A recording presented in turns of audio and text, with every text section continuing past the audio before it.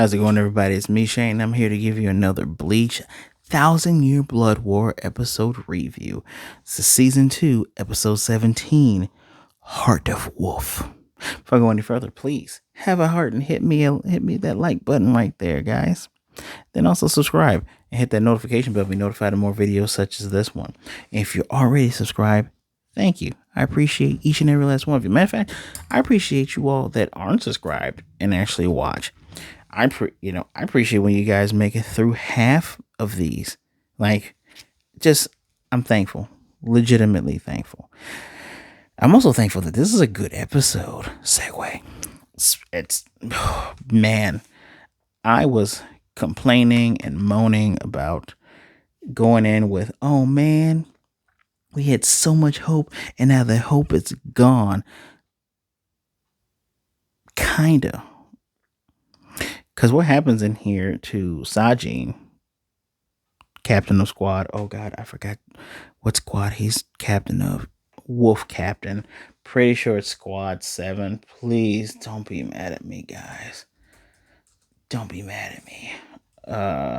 We'll just look it up live, alright? Alright, I'm sorry. What's squad 7? Wow. I feel like I said 9, but squad 7 is what I was thinking. Regardless of such, crazy that when they have episodes featuring them, I actually remember her name, Bombetta, and I remember his name, Sajin. And this episode is all about the Sajin, man. Oh, just, you feel bad, but it is such a precautionary tale about revenge, isn't it? So, for those who, for some reason, are watching me before you watch the episode because you love to hear my sweet dulcet tone, Sajin has revealed today that he has his human side. I put in air quotes for human side because the dude still has fur right here, and he still has wolf ears, but he doesn't have the wolfy face, the doggy face. He has the human face, which was the purpose of him going to his great elder, that giant dog wolf man. I guess they fought because in the flashback he got a little blood over here on the scruff. I guess let's start with the funny, irrelevant part. I hate to call it Shinji irrelevant, but it sucks because he says, "Oh, even though you transformed," which your watch is like, "Yeah, now it's gonna begin." Shut up, you jerk! You didn't even fight Captain Commander straight up. Talking about this was despair begins. Everyone gets their wings. Her girls that ditched her, that pissed her off, they're like, yeah, we're not going to use them because, feel like it slowed me down. I get tired, blah, blah, blah, blah. Excuses. But her ability, she doesn't make reishi bombs. Anything that her reishi touches becomes a bomb. Unfortunately for Shinji, when he's like, yeah, but doesn't matter if you transform because everything's still reversed, gets blown up because she says, if I can't tell what's up and down, I'm just going to blow up everything. And apparently his lieutenant, who is not little Hinabi, is Hinamori. She was fighting with some of the guys before. She had the jagged blade, who's called Toimaru. She is instructed to grab him by Sajin because Sajin doubles back to rescue him, rescues her because he's trying to tell her, hey, that stuff is going to explode on you. You got to have a shield or armor. And he instinctively knew to move when the stuff blew up. And you see underneath the helmet, it's a human face. Now let's talk about Jinka no Jutsu, which Viz calls humification. That's a less cooler name. But Jinka no Jutsu is the Wolf Clan's secret technique that can temporarily grant you immortality and make you super duper strong. What does he have to do for it? Literally rip out his own heart and offer it to his great elder, which he does. He does out of feeling a debt for Yamamoto for accepting him for how he looks, and to get revenge for him dying. That's why he was trying to make a beeline to Yoichi, because it's a time limit. I'm pretty sure he instinctively knew it was a time limit. And his elder, because he rejected their clan by going to Soul Society and hanging out with the peoples.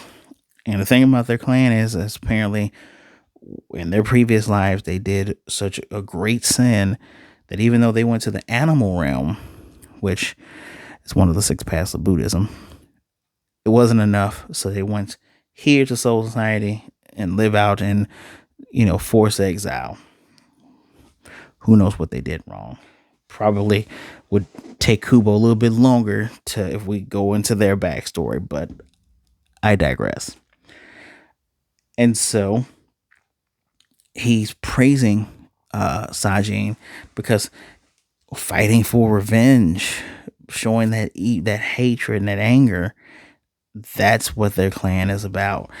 And apparently eating his heart is what keeps him alive. So obviously he had to have done the Jinka no Jutsu as well, because he's a giant dog man and not a giant wolf dog man with two legs.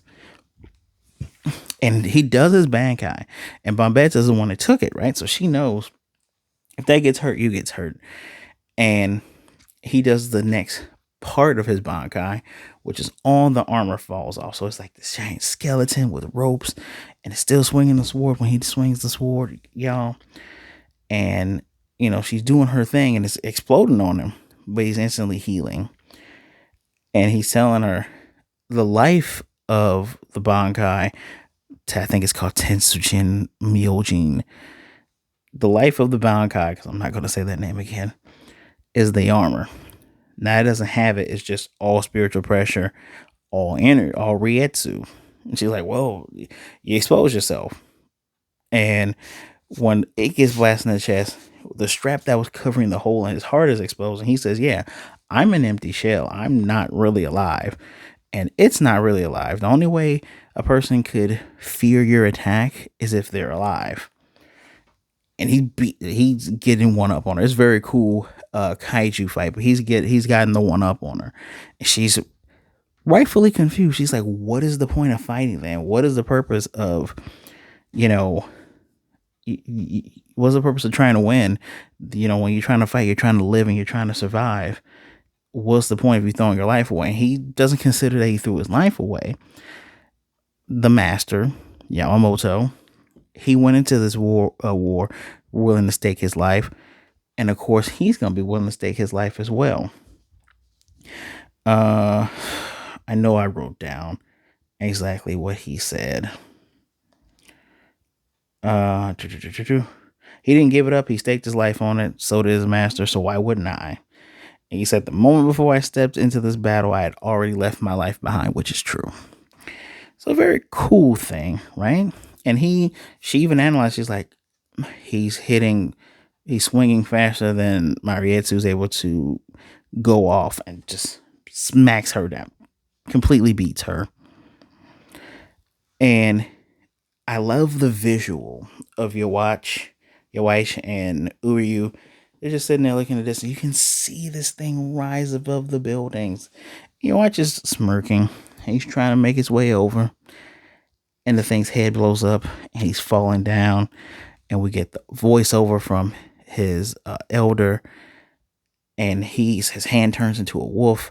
Very, very, very much body horror. A lot of it's done in shadow, so you don't see all of it. You do see a good bit of it, but not the whole thing, because that's the price he pays. And him and his elder are both saying, you had told your friend, he's talking about Tosin, about fighting for revenge, which I guess the purpose of Tosin being a jackass is because he wanted to fight for a dead friend. Still think he's kind of stupid. I don't. His motivations are lost on me, given that you're blind. I won't rant about Tosin, but again, he even says it was a self-warning to I said to Tosin, it's a self-warning by fighting for revenge. And this is the price that you pay for fighting for revenge. Like, I'm watching it, knowing what's going to happen, but seeing this is making me go, wow, this is pretty sad. As the elder's like, you became a beast for me, an unspeaking beast. It's on all four legs. His sword is still there. I would kind of like to see a wolf that fights with the sword in its mouth. Howl's Bankai. We can't hear understand it, but the blade could. That would be kind of cool. Bankai Aru, giant wolf thing comes up. I'm just saying, you can do some cool stuff with this. Doesn't have to be the end, right? But yeah, that's the sad end of, I guess, Captain Sajin. I mean, his lieutenant Iba comes up and picks him up and tells him, "You didn't do anything wrong, Captain. We're gonna get revenge on those bastards for Yamamoto." I always forget Yamamoto's first name. I don't want to butcher it. And it's like, man, to be so tight with somebody, to be like, "Hey, I'm not gonna let you feel bad about yourself. I'm gonna pick you up by your paws. You're a good boy. We're gonna go, and we gonna kill this guy, right?"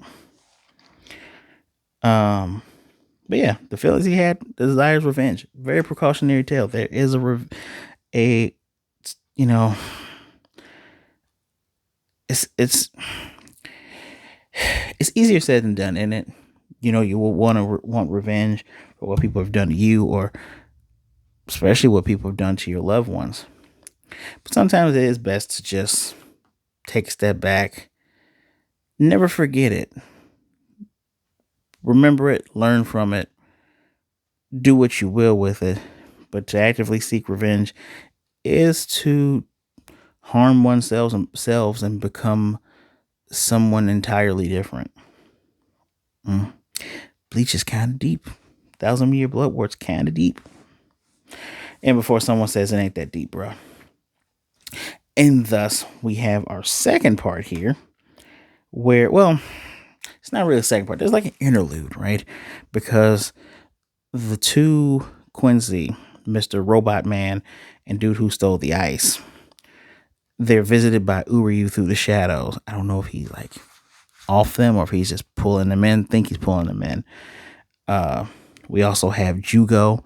He broke through the barrier, but then, oh god, I can't believe I forgot her name. Shunsui's lieutenant. She came up with another one, and she was trying to trick him into attacking it because it looks fragile. But he's like, the fact that it looks fragile is the trap, and he knows that it's time for him to leave. But he's like, "Oh, I'll be back when my lord your watch tells me to come back." And Shinsui's like, "Oh, you're leaving so soon." I love the just flat, "I'm going to praise your lieutenant because what she's doing is pretty cool, but I'm still going to try to kill you guys." So the enemy is retreating for the moment. And Bombetta, she is having a full-fledged breakdown because she's the first of the five to lose. And the other four show up. And Gigi's like, "Well, we wouldn't want you to be gone. We want you with us forever." And Bombetta's like, "Please, Gigi, don't do it." And it cuts off. I know what's going to happen to her. See, it's weird because I kind of feel bad for her, but I don't, given the type of character she is. I may or may not sleep with you, and then I'm gonna murder you senselessly for no reason, thinning out your own herds. She's very sadistic, very evil. It's kind of hard for me to feel bad for her, right? But then we slide into the next part, which is, remember Wrestler Man, the lieutenant, and 3 and 2, the guys from Squad 11. They're like, "Okay, well, all these flashes, don't know what that's about, but we need to move back." Even Jugo said it looks like the battles are pretty even. Well, Jimmy, the bellman for Mr. Wrestler guy, I suspect that little Jimmy is actually his real power. Just my suspect. I don't even remember what his real power is, but I'm suspecting that that's his real power. He tells him you got to get up, rings the bell. He gets up, beats the guys up all at the same time, just like an arm bar, and counts 1, 2, 3 on fake Ichigo guy. Yeah, I'm going to keep calling him that because I don't remember his name. But then there are 2 powers falling from the sky. As the other 2 mentioned, yeah, 2 spiritual pressures are gone. Captain Sajin and one of the enemies. But 2 fallen stars. The wrestler guy's like, "I'm going to go see who those guys are because those are obviously enemies." The lieutenant dude grabs him with this chain. Like, "You think because you have us down for a 3 count that we're done?" He pulls him in for a clothesline, aka lariat. Gets ready to step on him, but nope. Uh, Kensei, his new captain, who was trash talking Tosin, put his foot out. I was like, I can't believe you got beaten before you even showed the fruits of your training. You are a pathetic excuse for a lieutenant. I agree. I agree. The Tosin Simp is a pathetic excuse for a lieutenant. He was cooler during the Ankara stuff, but it is what it is. He basically telling Wrestling Man, yeah, you're not gonna go over there. You're gonna deal with me and Love. Love is amazing. I love Love. Uh, Pretty sure Love is an LBGTQ character. That is important because sometimes we don't get cool characters like that. But he Love shows up and is like, yeah, why go over there? We have two strong opponents here to fight for wrestling speak, wrestling speak. And dude is down for it. He's down with the sickness. He's ready to fight. Which is coincidental because next week's episode is Rages at Ringside. So sure hope nothing happens. I sure hope they can actually beat this dude with minimal sacrifice. But I'm not done yet. So Ichigo's still going through that tunnel. Feels the weight. The multiple pupils happen. You have leader of Squad Zero speaking, saying, hey, are you gonna, everything you see is everlasting memories and revelations. In other words, you have the words and the power of the king. And he's powering up a bit, trying to get through, and he's saying, are you a vessel that can withstand the power, that feels it, or are you a bowl that shatters? And he makes it through. And it's the other lady, the one that Mayuri knows with her mini golden arm. She's up next, and he's like, he just flat out says, what do you want me to do next? Just tired. Poor Ichigo. But the haiku, I don't know who the conductor's supposed to be. It's a conductor, though. But the haiku was, the heavens resound with deceit. The captive heart dances to the melody. Who knows what that's about? Good episode. I'm giving this a 4. This is 4. Pretty decent. And when I mean decent, I'm not big on the sad stuff. But yeah, the stuff that Sajin went through is pretty sad. Just forgetting, literally throwing, I don't want to say throwing your life away, but giving up your life for revenge that you couldn't even get to. You beat the person that beat you, which that's good, but it came with a cost. That's bad. Obviously. Who had line? I guess he had line of the day, where he said, the moment I step foot in this battlefield, I'd already thrown my life aside. So yeah, you lose, Bombita. Cool design, interesting name. Let me know what you think of this episode in the comment section down below. Are you enjoying season 2? We're continuing the trend of big battles and high stakes. This truly is a final chapter. Yeah, there's nothing else I can say to that. Interesting enough, wonder what happened to Hetsugaya and Matsumoto. I hope they're okay. Ew. Where's Byakuya and Renji too? Ooh, maybe that's one of those two. Maybe if you look inside the intro kind of gives you hints. So maybe Byakuya and Renji came on down because it's time to get some good old fashioned revenge, right? But let me know what you think in the comment section down below. Don't forget to hit that like button, subscribe, and hit that notification bell to be notified of more videos like this one. Thanks for taking some time out to listen to me go through Bleach. I'm having a lot of fun. I'm loving talking about this show. I kind of wish I did this earlier on and was able to talk about each of the individual chapters and arcs. I still think the Soul Society arc it's in my top 10 favorite arcs of anime and manga. So might have to do a video on my top 10 favorite arcs, because it's a good one. I don't want to say everything goes downhill, because like this is high and everything just kind of meets that standards. Then you have great battles in between there, but that Soul Society arc was so good, so good. Please Be good, be blessed, wash those hands, be good to yourselves, be good to others. Either way it goes, don't be a jerk, all right? Stay safe out there. Reach out to someone, especially if you're feeling down in the dumps. Realize that there are people out there that rather talk to you today than to miss you tomorrow, than to miss you and mourn you tomorrow. And with that, my social medias are in the description down there below. Feel free to follow me, hit me up. I won't be rude. Just don't be a jerk. All right. Well, guys, with all that, I will most definitely see you next time. Bankai.